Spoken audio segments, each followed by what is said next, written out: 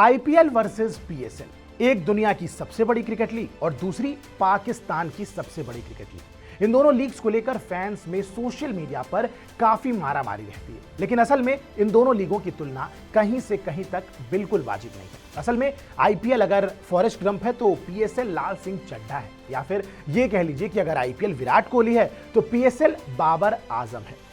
अब तक आप समझ ही गए होंगे कि मेरा इशारा किस ओर है। हालांकि ये बात मैं नहीं कह रहा हूं, आप इन लीगों के कुछ आंकड़ों की तुलना करेंगे तो आप खुद देखेंगे कि ये लीगें कितनी अलग हैं और मेरी बात बिल्कुल समझ जाएंगे।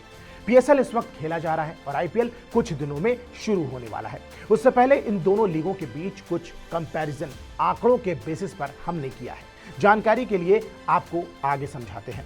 सबसे पहले आईपीएल और पीएसएल की व्यूअरशिप की बात कर लेते हैं। आईपीएल के पिछले सीजन यानी कि 2023 की बात करें तो ब्रॉडकास्ट ऑडियंस रिसर्च काउंसिल यानी कि BARC के अनुसार स्टार स्पोर्ट्स नेटवर्क पर प्रसारित पिछले सीजन को रिकॉर्ड 505 मिलियन दर्शकों ने देखा। वहीं ओटीटी पर भी 32 मिलियन लोगों ने आईपीएल का पिछला सीजन देखा है। अब दूसरी ओर एक नजर पीएसएल पर भी डालते हैं।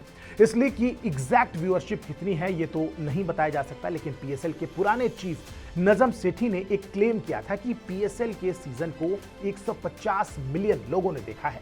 पहली बात तो ये कि इस डेटा पर भरोसा नहीं किया जा सकता, और अगर मान भी लिया जाए कि ये डेटा ठीक है तो भी आईपीएल अगर यहां है तो पीएसएल यहां है। अब अगर बात कर लेते हैं प्राइज मनी के बारे में।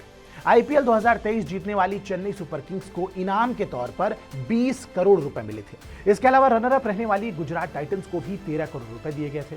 अब पीएसएल की ओर देखते हैं। पीएसएल 2023 का खिताब जीतने वाली लाहौर कलंदर्स को इनाम के तौर पर जो राशि मिली वो भारतीय रुपयों के हिसाब से 3.4 करोड़ है। वहीं रनर अप रहने वाली मुल्तान सुल्तान को 1.37 करोड़ रुपए मिले इंडियन रुपीस के हिसाब से। यहां भी दूर दूर तक कोई तुलना नहीं है। जितनी पीएसएल की प्राइज मनी है उतनी तो ऑक्शन में हमारे यहां अनकैप्ड खिलाड़ियों को मिल जाता है यार, उससे ज्यादा ही मिल जाता है।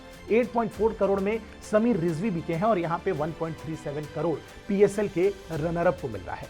अब दोनों लीगों के मोस्ट एक्सपेंसिव प्लेयर्स की बात भी कर लेते हैं। पीएसएल की सबसे महंगी प्लेयर्स की लिस्ट में बाबर आजम, शाहिनशाह अफरीदी, मोहम्मद रिजवान जैसे बड़े बड़े खिलाड़ी का नाम आता है।